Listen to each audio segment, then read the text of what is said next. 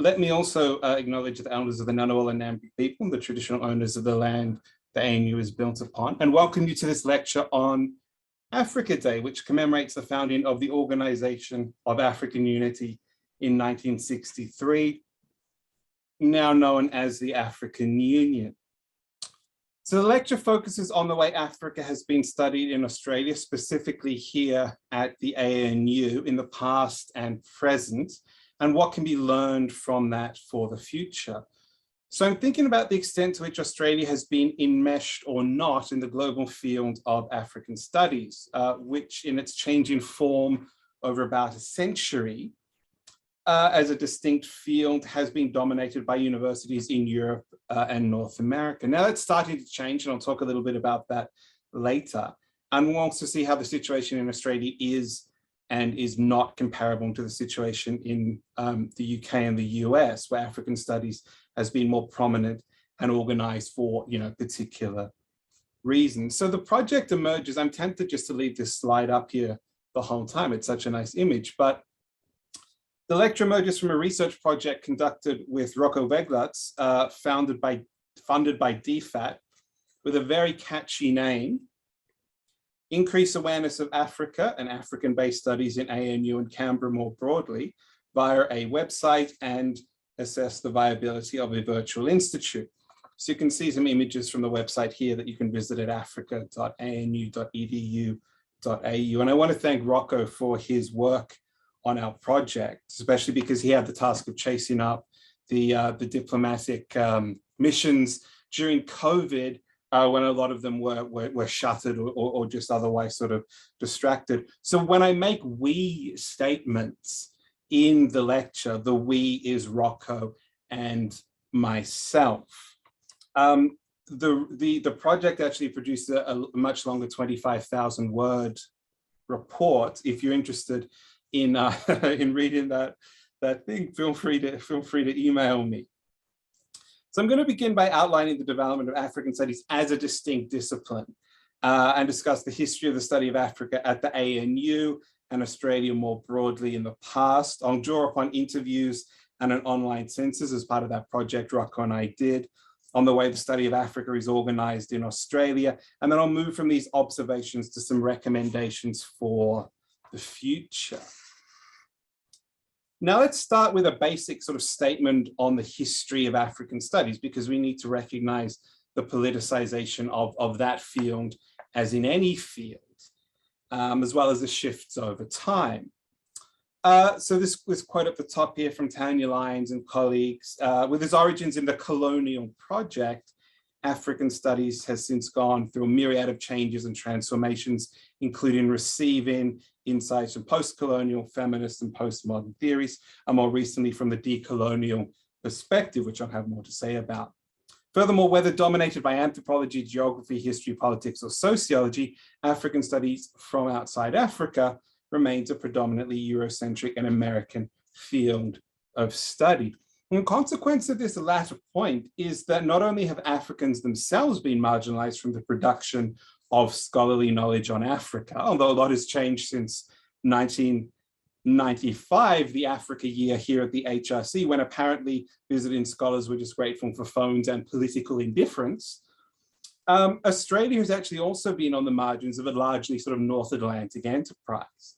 So, I mean, on the one hand, you could say that Africa has obviously been studied ever since there have been people in Africa.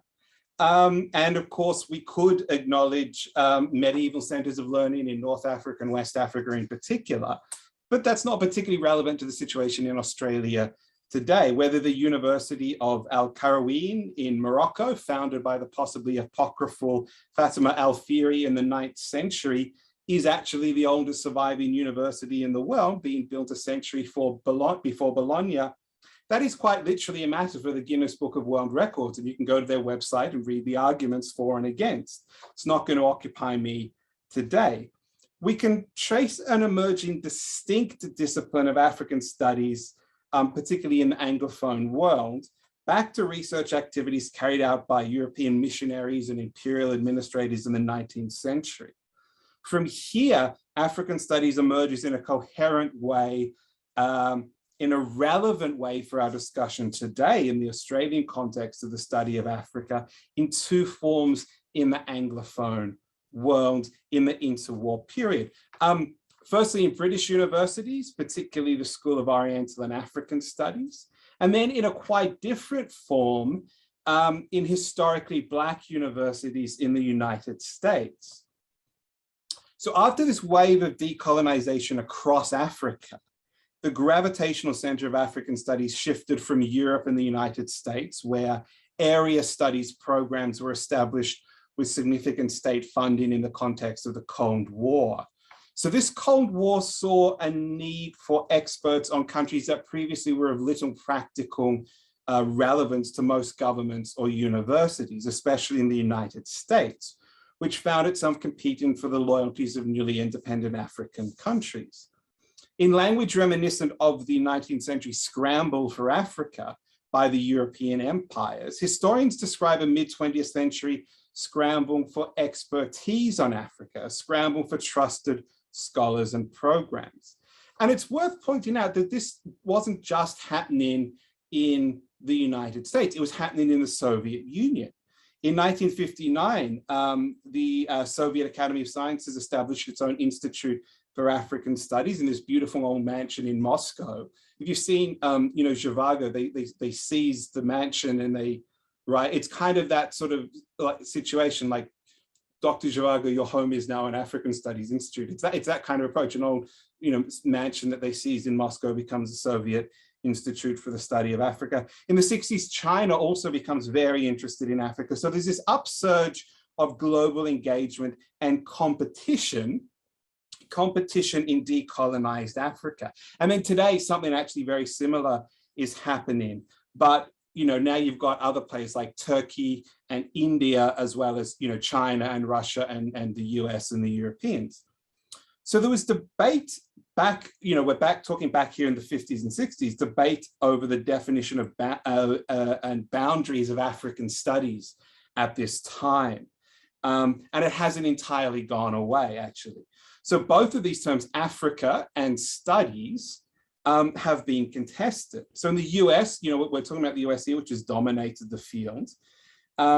Debates have been going on about whether that Africa in African studies includes the entire continent of Africa, or just the sub-Saharan bit, excluding the Mediterranean North, sometimes even excluding the settler South as well, depending on what funding bodies wanted.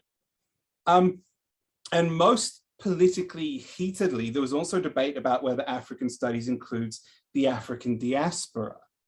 So the question, as Edward Alpers and Alan Roberts put it, in the American context, is whether African studies is about African peoples on the continent of Africa and abroad, or is it about a continent called Africa? They also wonder whether Africa and Africans should actually be defined by the US State Department. Now, these divisions actually persisted into the new millennium in the US. A survey of US-based scholars in the early 2000s revealed continuing division over whether African studies embraced all the peoples of Africa in Africa and the diaspora. About 40% of American scholars at that time took that approach, or just the African continent itself, or merely the sub-Saharan section of Africa, and approximately 1/5 endorsed that view. In an interview last year, Karima Lasher, director of ANU's Center for Arab and Islamic Studies, observed that in African studies, there's always an attempt to exclude North Africa, with North Africa positioned as white Africa. But Karima noted that culturally and politically, North Africa has been a really important part of the continent, and at times also a really important part of the global African diaspora. There's a book published in 2018 by Elaine Moktefi, it's kind of self-explanatory title, Algiers' Third World Capital, which is about the radical milieu in that city in the 1960s. So you had the Black Panthers went and lived in Algiers and so on. Now, recently, American scholars of Africa have been looking back at African studies at that time, right, in the 1960s, through a very sort of contemporary critical political lens. Now, at that time, the historically Black universities were pushing African studies very much to include the diaspora, to include that African diaspora. This is an idea that came to have increasing currency in later decades through research on diasporic cultures. For example, Paul Gilroy's influential book, The Black Atlantic. More recently, ideas of global Blackness as a unifying kind of cultural identity. The scholar Mark D. Perry talks about Black style fashioning through the commodities of global Black popular culture, particularly hip hop. So this approach would emphasize Black cultural connections, and it's really very different from that sub-Saharan, subcontinental focus favored by official funding bodies, particularly back in the day. Now, aside from disagreement over what constitutes Africa geographically, competing methodologies have also been a feature of African studies. Regardless of how you want to define Africa, how should it actually be studied? Now, Deborah Bryson, in her critical history of the theory and practice of African studies, recognizes, it's been very multidisciplinary, but she recognizes serial disciplinary dominance rather than cross-disciplinary collaboration. Most recently, it's liberal political science that's been dominating. It focuses on democratization and good governance. But you also find tensions within disciplines. Different theoretical and methodological approaches use increasingly specific practices, terminologies, theoretical language that are really hard to travel across departmental corridors, let alone travel across faculties. And I'll have a bit more to say about that later. Now, the end of the Cold War saw a reduction in funding for area studies projects in the US, and then this increasing focus on the idea of globalization. As Paul Zaleza summarized one argument, that globalization rendered old structures of organizing and producing knowledge in bounded regions increasingly obsolete. And in fact, globalization provoked interest in new African diasporas and those kind of cultural connections that I mentioned before along the lines that scholars like Paul Gilroy recognized. Quite differently, the 21st century has also seen an increase in focus on economic development and commercial opportunities in Africa. And this has been labeled the Africa Rising discourse or Afro-optimism, partly inspired by the mining boom and investments it brought, including from right here in Australia, partly awareness of growing middle class in Africa as well. Now, if we look at Australia in the past, it's important to recognize that we didn't have any kind of government initiative to promote, African area studies in Australia, right? Like in the US or the UK. No Australian universities ever had a department or a school of African studies. As Nicola Pijovic explains, during Africa's early decolonial period, when African area studies is developing in other parts of the world, whether it's the US or the Soviet Union or what have you, actually at the same time as ANU is getting established also. Pijovic explains that Australia's attitude to Africa was it was more colonial than the British, is Pijovic's argument about Australian attitudes to Africa at that time, which he says hampered engagement or the possibility of engagement. Now in 2020, the ANU released a discussion paper with another very catchy title, Regional Plan, Africa and Middle East. And it treats ANU's engagement with Africa as a metaphor for the difficult and patchy history of African studies in Australia generally. But it recognizes that Australia has hosted prominent scholars of Africa accidentally, who were not hired for their African expertise. So the university counts at least 4 of what I'm calling VIPs, very important professors, in its former faculty. And these are extremely distinguished scholars. One observation that emerged from the project Rocco and I did was a lack of institutional memory about Africa at the ANU. So there probably may well be other very important professors that I've missed. But you see here, I've got books from Keith Hancock, John or Jack Cornwall, Anthony Lowe, and Derek Schroeder. Importantly, each published on Africa and the wider British Empire or Commonwealth, and each was employed at the ANU as a disciplinary expert, not as an Africa expert. In the absence of African studies programs or departments or strategic concerns, this has been the norm in Australia. So Hancock has been described as the greatest of the historians of the Commonwealth. He joined the university in 1957. He wrote about the Commonwealth and also about the South African statesman Jan Smuts. Volume 1, here you see the sanguine years. Jack Caldwell was the head of ANU's School of Demography from 1970 to 1988, and he was voted the most influential demographer of all time. Now, Caldwell's PhD at the ANU was on Malaya. Then he got a job at the University of Ghana and went on to do really important work in Africa throughout his career, later particularly on HIV.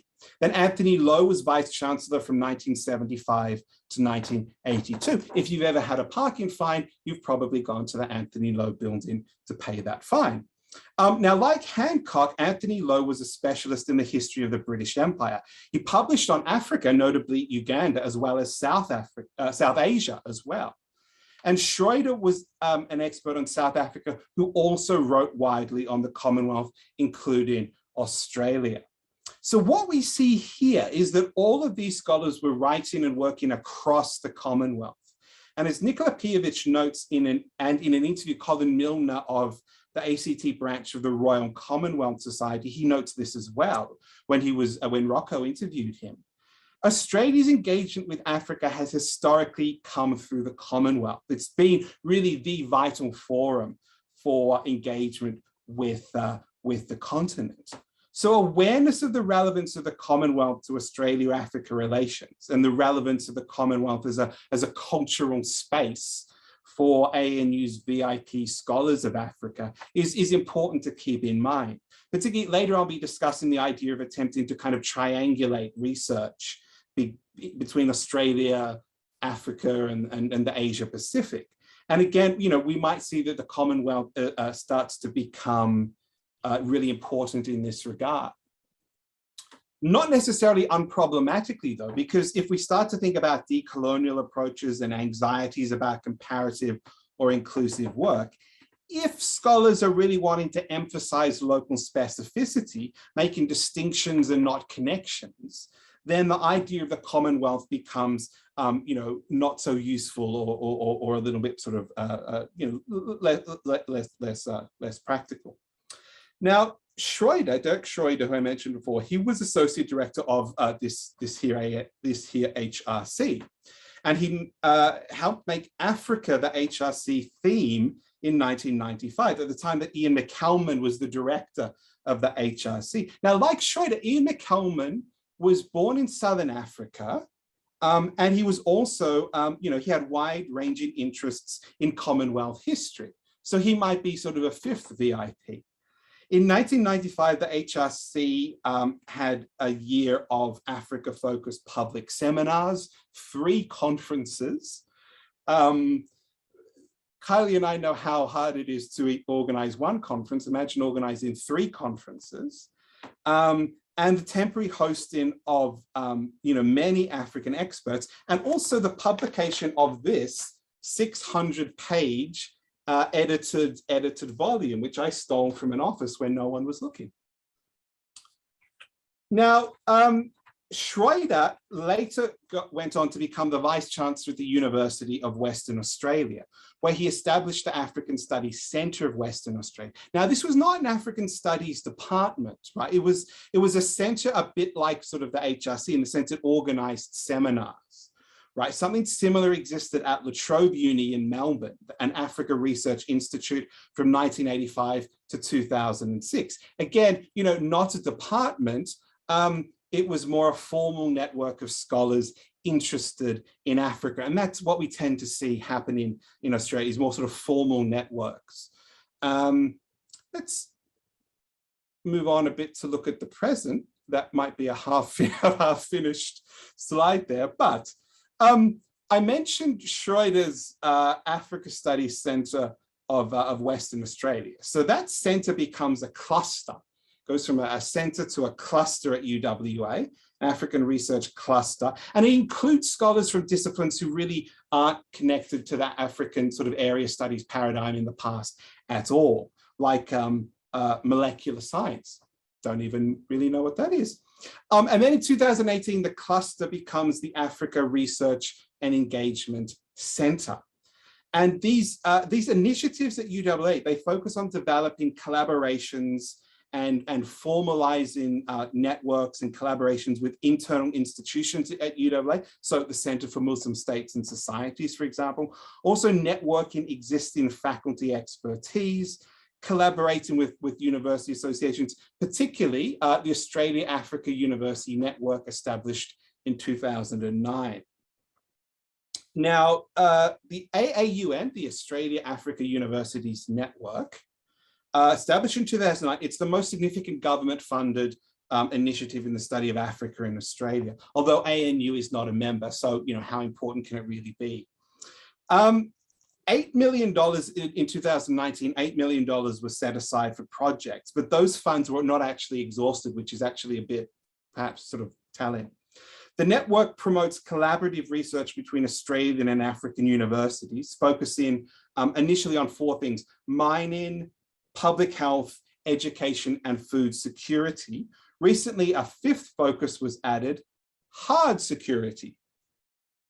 Tanya Lyons, who has really invaluably detailed African studies in Australia over a couple of decades, writing about the AAUN, she acknowledges that the focus is building academic links, not on African studies per se. But one way of thinking about this is that it might actually say that the African studies paradigm is a bit out of alignment with the concerns of researchers, or at the very least, it might be a bit out of sync with the concern of funders. In the recent past, 3 federal parliamentary committees have recommended the establishment of a more comprehensive African Studies Center, basically of the kind that exists at some universities in the US. And this reflects increasing interest and investment in Africa from Australia, but also concern at a lack of local expertise, or perhaps locatable local expertise, a lack of locatable local expertise. In 1996, the Joint Standing Committee on Foreign Affairs, Defence and Trade recommended the federal government consider any proposal from Western Australian unis to establish a more comprehensive centre, but there's actually no evidence that such a proposal has ever been made. Then in 2011, the Joint Standing Committee on Foreign Affairs, Defence and Trade recommended the Department of Education invite tenders for a university-based government-funded centre. Now, we heard this report's recommendations repeated several times during our research by ACT-based scholars. But funnily enough, we never heard anyone repeat the government's response to those recommendations, that it was unable to fund the establishment of a Centre of African Studies at this time being 2012. Lastly, in 2018, the Senate's Foreign Affairs, Defence and Trade References Committee expressed concern that the lack of understanding or awareness of Africa could restrict Australia's trade and investment relationship with Africa. The committee expanded the idea of a centre. It wanted to move it beyond academia and focus kind of on broader public and professional awareness of Africa. Now, interestingly, the government supported the recommendation in principle, indicating it will continue to support various conferences and advisory groups. Particularly, you have like these big mining conferences and things like that in Perth in September. That's particularly what it has in mind. But the government, in its response to this 2018 Senate Foreign Affairs, Defence and Trade References Committee, argued that UWA's Africa Research and Engagement Centre will make significant contributions to African literacy. And then it also name-checked the Australia African Universities Network. So it basically suggested that the matter of a government-funded centre has been settled. There was actually one or two more reports in there focused on African international students as well, which I didn't mention here. Now, in her surveys on African studies in Australia, Tanya Lyons painted a picture of about a decade ago, a small group of largely overseas educated scholars keeping the study of Africa alive at Australian universities, working in the humanities and social sciences mostly, teaching a small number of African-related courses, particularly history. Now, as was the case in the US and UK, this core group of area studies experts started to shrink a bit in the 90s and the 2000s through retirement. Lyons has recognized that more academics are identifying their interests in Africa, but they don't necessarily identify as experts on Africa or network with other African experts. In surveying and interviewing researchers in the ACT, we identified something a bit similar, a disciplinization in the study of Africa, with experts identifying more with their methodological or disciplinary expertise, and less with their area of research. The same thing was true for the ANU's 4 VIP scholars of Africa, the very important professors, Cornwall, Hancock, Lowe, and Schroeder. Each was employed as a disciplinary expert, historian, or demographer, suggesting disciplinization has been the norm for scholars of Africa in Australia. Now, we did a largely online survey of African-related researchers in the ACT in 2021. And you see some books up here by ANU-based researchers. You see some of them are focused on particular African countries, so Gambia or South Africa. Some of them are, so Rehan Ismail, who actually did the last version of this Future of the Humanities lecture, her recent book on Salafi ulama in Egypt, but also Kuwait and Saudi Arabia. Joe Ford from the law faculty, his book, Regulated Business for Peace, talks about Africa and elsewhere as well. So that's just a sample of the kind of research that gets done here. We did an online survey of Africa-related researchers in ACT in 2021. So we found 40 salaried staff who have published research on Africa in the last decade. We excluded a few people who have who've sort of worked on large international data sets that might have included some African data. So we were still a bit sort of framed by the idea of an African studies paradigm of studying culture and societies. We also identified 21 non-salaried research active academics, so adjuncts and PhD students who are engaged in Africa-related research. Now, we know that's an undercount, that 21 non-salaried research active academics, students, PhD students, and so on. We know it's an undercount. There's no real consistency in terms of online profiles on university websites, which is what we're relying on. For example, our survey uncovered at least one deceased person who still has an active profile on the uni website. Now, we found social sciences dominate, particularly political science and demography, which is probably Jack Cornwell's legacy. Also, environmental science, reflecting the strength of the Fenner School. They had a really good one-day Africa event in early 2020, just before disaster struck.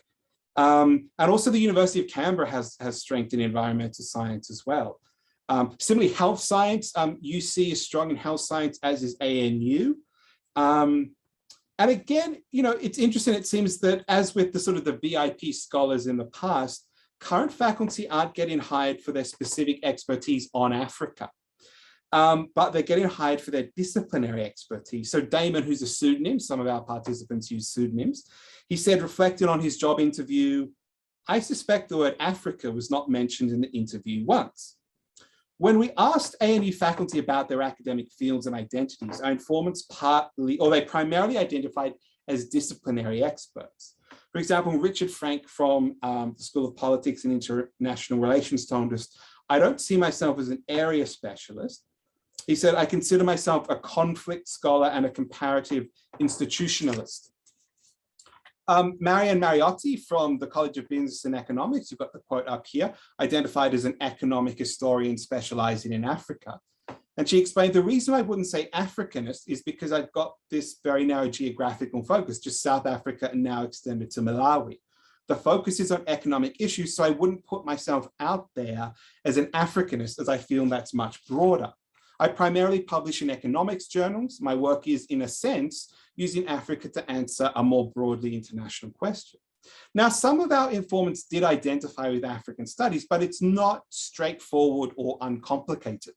Karima Lasher from the Center for Arab and Islamic Studies explained she could identify as a North Africanist when in the UK, but then in Australia, her expertise on North Africa gets folded into Middle East studies. I mentioned earlier, Karima mentioned this sort of contested place of North Africa in Africa studies as well. Nadine, which is another pseudonym, said, I do identify with African studies, but I find it challenging in the Australian context because people use the term Africa and African in very generalist ways, whereas I'm used to referring to more specifically to the region or the countries I'm working in. And we'll see in a moment that this is a common concern for contemporary scholars of Africa. They're really cautious about generalization or overstating expertise, which is actually kind of really interesting because, you know, there's some people out there who like to pretend that they're experts on everything. Whereas the people that Rocco and I are talking with are actually, you know, really, really quite cautious about that. And we'll talk about why that might be the case later on.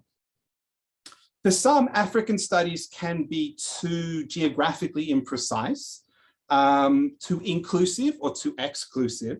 It can also be thematically or methodologically uncomfortable. So I interviewed Jonathan Dinku from the Center for Aboriginal Economic Policy Research, and his PhD research was on microeconomics in Ethiopia. But Jonathan was concerned African studies is really thematically broad. He says he can't identify with work on politics or foreign relations, but he can identify with studies of African societies and cultures. He said that's really where his expertise lies, is the cultural context of the numbers that he's crunching. But interestingly enough, these are aspects of African studies that alienate Martine Mariotti, who's also an ANU economist.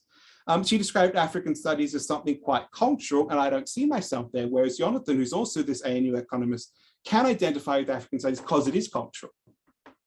We probably, Rock and I agree with Martine's observation that most academics feel the discipline itself is their primary home. And this discussion around disciplinary belonging kind of overlaps the discussion of globalization. Which kind of occurs in the 90s and the 2000s. The idea then at the time was that area studies paradigms just don't address contemporary concerns in the way they need to be addressed. Now, there's some prominent disciplines or fields in the study of Africa in the ACT that are just sort of innately globalized, particularly environmental studies. So I spoke with Florence Owino, who is a PhD graduate from the University of Canberra, and her PhD was on waste management and agriculture in Uganda. And she explained that as an environmental science, she recognizes the interconnection of issues and the necessity of a global framework. So issues like agriculture and climate change don't respect boundaries, Florence said. And it's revealing that Florence did her master's research on Portugal, and then she goes and does her PhD on Uganda. And this is something that we encounter in talking to researchers in the HCT a fair bit, the shifting and the project-based nature of research. Like those early, VIPs I mentioned, whose research focus moved, from Asia to Africa, like, Cornwall moved from Malaya to Ghana and so on, or from South Africa to Australia and so on. A lot of the experts on Africa don't study Africa exclusively, and it goes hand in hand with identifying as a disciplinary expert. Now, summarizing the early census findings in this bottom paragraph here, this is how we describe the situation at the ANU on the experts directory that we set up on that website. The vast majority of research on Africa is carried out by disciplinary experts, not area study specialists. And Africa may not be the primary region of interest for many of the researchers. The study of Africa is therefore woven into the everyday research culture of universities in the ACT in ways that may not be immediately apparent, especially to those more familiar with the area studies paradigm of African studies. So fewer experts on Africa in Canberra focus on Africa exclusively or consistently. They tend to be also circumspect about their areas of expertise, as we have this quote from Nadine. African case studies often get used to illustrate or explore globally relevant topics like tourism or trade or agriculture. And again, we can note the continuity with the VIP scholars from earlier decades. We just don't think that this sort of African studies, area studies paradigm functions in the ACT or Australia. Now, we might say this obviously reflects top-down research priorities. It does, but it's no more administratively coerced or, artificial than the fact that you do have African studies paradigms and area studies programs in the US or Europe, right? After all, the existence of those, government-funded programs reflected the interests of those, frankly, empires, whether we're talking about, the British Empire or, the US and the Soviet Union during the Cold War.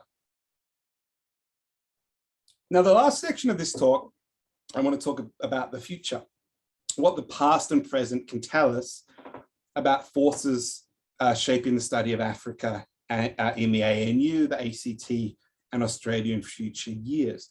And I'll identify a few issues. One is methodological and theoretical concerns. Then the implications of disciplinization and a bit about projectization, so the project-based nature of research in trying to organize African studies. And then some practical issues at the ANU, which are governed by sort of policies and procedures in the context of thinking about the creation of perhaps some sort of formal network of the kind that exists in UWA, a sort of institute kind of thing. Now, one of our informants, Richard Frank, a political scientist, made reference in his interview to the methodology wars, which were a feature of academic life in the late 20th century. They pitted quantitative research against qualitative research focused on understanding cultural attitudes and lived experiences. The methodology wars cut across disciplines and departments. So quantitative researchers in sociology maybe don't have that much to say to qualitative researchers, let alone the critical theorists. Goran Haydn, influential political scientist, refers to the balkanized nature of the study of political studies on Africa. Deborah Bryson prefers a more familiar metaphor. She says that African studies has, she says, the politics of disciplinary identity within African studies has become like the politics of tribal and ethnic identity, to which African studies has given so much attention. Even disciplines that you might think are relatively methodologically homogeneous, like anthropology, have fragmented into topical subspecializations. Now, the representation of Africa, talking about these sort of methodology, methodology wars, methodology issues, in the 90s, questions of representation of Africa became really fraught. Jeffrey Herbst, an influential political scientist, and one of the few sort of political scientists and scholars who is sort of like legit neo-liberal, like we use the term like everyone, but he is like legit working in that sort of paradigm. So he notes the unwillingness back in this is right in the year 2000. He notes the unwillingness of many Africanists to generalize. Instead, scholars increasingly emphasize differences in Africa rather than similarities. And he says that this is, due to the racist perceptions that Africa is this homogeneous region that's in constant turmoil. And this is part of a broader kind of epistemological angst in African studies that starts to emerge in the 90s as a consequence of the broader crisis of representation, which emerged in the social sciences in the 70s, leading to questions such as, who constructs knowledge of Africa and on what terms? That's a basic question that will guide us for the next few minutes. Recognition of the overwhelming power of institutions of the global north is implied here to interpret African experiences. Now, here's the interesting thing, right? So for the last 50 years, social scientists have been trained to be reflexive, to reflect critically on knowledge at the same time as we create knowledge, also to reflect critically on the universities and the disciplines. Now, some contemporary articulations of these debates over power and representation make use of discourses of decolonization. And I think one of the reasons why decolonial discourse has become so ubiquitous in universities is that it incorporates the critical practices that have become part of the everyday ethics of academia, slowly, but recognizably since the 70s, including questions about sharing the benefits of research and amplifying the voices of research participants. And there's kind of it seems to me a bit of an irony here. Because universities and disciplines have trained scholars in critical reflexivity so well, and critical reflexivity means interrogating the universities and the disciplines themselves, the universities and disciplines become kind of represented as innately conservative or backwards, because they're always the objects of critique. We ourselves as scholars are also the objects of critique. And yet the question is, where does this progressive critique come from? It comes from pretty standard university education. So calls to decolonize universities and academic disciplines, they're really as old as the political decolonization in Africa itself. You can take it back to debates over language policies in those early decolonial decades. But the calls for decolonization have intensified in the wake of the global Black Lives Matters movement, the global forlist movement, influenced by what was developed in South Africa. Oh, I won't say something about South Africa. Beginning at the University of Cape Town in 2015 as the Roads Must Fall campaign, and which led to a lot of reforms at South African universities, protesting against the colonial and apartheid era legacies of historically white-dominated universities. Now, assessing contemporary demands for decolonizing universities, the South African educationalist Jonathan Jansen wrote that as with any social science construct, there's no single fixed meaning to the term decolonization. The best one can do is make sense of decolonization within the context in which the word is used. Now, all approaches to decolonizing academic life recognize European colonialism has shaped academia. The values of Western Europe and its settler colonies have defined whether and how Africa is researched and taught.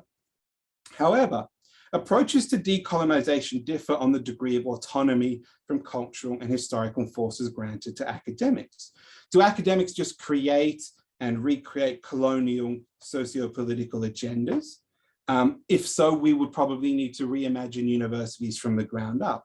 Or have academics, at least at certain times and places, escaped and critiqued or undermined these sort of more colonial agendas, right? This is sort of the constant question in critical theory, right? How is it critical theorists have managed to kind of escape the hegemonic forces that they critique?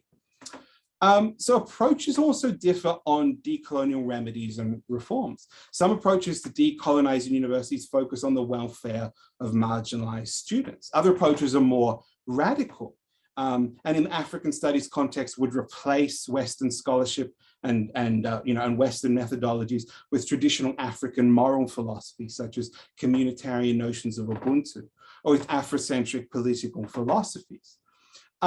We shouldn't assume decolonial approaches are, sort of cosmopolitan or sort of inclusive and multicultural, or that embracing a decolonial paradigm in Australian academia would make the study of Africa by Australians and Australian universities more viable by displacing Eurocentrism, right? Not every decolonial approach would welcome, more Australian engagement in Africa. Somewhere in the middle are approaches to decolonization that take an inclusive and pluralistic approach to non-Western ways of knowing, or critical approaches to academic norms and traditions, interrogating the way in which academic institutions and cultures have been complicit in injustice and asking questions like, who constructs knowledge of Africa and on what terms? In my own field, which is the study of religion in Africa, we're really pretty comfortable in the realm of pure kind of reflexive critique. We can point out the partial and provincial nature of secular Western scholarship. We can identify that, secularism, it's not normal, it's not natural, following on from the work of Talal Assad, for example. We're not so comfortable explicitly engaging with the epistemologies and the modalities that nominally colonial or neo-colonial scholarship has actually marginalized. So for example, as a journal editor, I'm really not sure what I would do with an article that treated, say, spirit possession as explanation and not mere data. especially if it articulated a decolonial rationale for doing so. Now, the last thing to say, when we think about moving forward, it's important to acknowledge a couple of things in the Australian and ANU context. No Australian university has ever had an African Studies department. And, as I've been discussing, Australian experts on Africa tend to be disciplinary experts whose regional focus is actually a bit changeable. Secondly, universities are governed by published policies and procedures which need to be followed. There are no big men who can just kind of, command things into being. While policies don't entirely restrict what can be researched or taught, policies do provide frameworks for understanding institutional priorities. So ANU strategic policies are really important to pay attention to. They emphasize the importance of Asia and the Pacific, Australia and its region, but also Australia's modern multicultural society. So then we're back to talking about diasporic issues again. And the University of Canberra's strategic plan similarly references the Asia Pacific. Actually, one of the things that I found, doing this project with Rock, I found that ANU and UC actually complement each other really sort of quite nicely. One idea which emerged in the 2020 ANU Regional Plan Africa and the Middle East a discussion paper, we published it before the pandemic, so now it has to be revisited, was an idea about triangulating research collaboration and impact with universities and institutions in the Asia Pacific, which have an interest in Africa. So that sort of follows a bit on the university strategic policies. And this, Joe Ford from the law school really pushed that regional planning initiative very well. Now, to some extent, this actually idea of sort of triangulating research, Australia, Asia Pacific, Africa, might actually be a return to a kind of cross-continental, cross-Commonwealth approach that we saw from ANU's VIP African scholars on the past. Might be an example of recognizing where current interest in Africa lies and how to work within institutional policies. The last thing I want to say is that we did look in the project at working towards an institute or a virtual institute at ANU, which is a virtual institute is an institute without sort of dedicated office space. It's defined in the ANU policies as a formal multidisciplinary initiative relevant to the majority of ANU colleges. So formal multidisciplinary initiative. So it's not a big center. It would, hire professors and that sort of thing. It's sort of a formal network or a formal initiative. Given the diversity of researchers' topical interests and methodological approaches to Africa, environmental science, political science, law, economics, and so on, an institute seems like the obvious model. But there's a few problems to keep in mind. Firstly, an institute requires a critical mass of permanent faculty. There needs to be you need to demonstrate some longevity of an institute. So it can't be made up of adjuncts and students and fixed term staff. Another part of this proof of longevity requires a director who can dedicate some official administrative time over at least 5 years. But the study of Africa and Australia hasn't been organized in that way. That's sort of one of the points that I've been making. Quite apart from the fact that administrative duties are often directed at service to the university itself, not necessarily your field of expertise. So it doesn't necessarily leave a lot of people who here has time extra administrative time that they could dedicate to these things, right? Secondly, in the absence of a formal network or structure, which is kind of what we're trying to create, no one is actually tasked with the coordination required to develop the relationships, including ideally with the African missions in Canberra, which we were hoping to engage with in this project, but then COVID came along and a lot of them were just shuttered. So the regional plan discussion paper from 2020 argues that any development in the study of Africa at the ANU will be coming off a low level, which is not a reference to the quality of the research done at the ANU or even the quantity of the research. It's just a reference to the low level of awareness.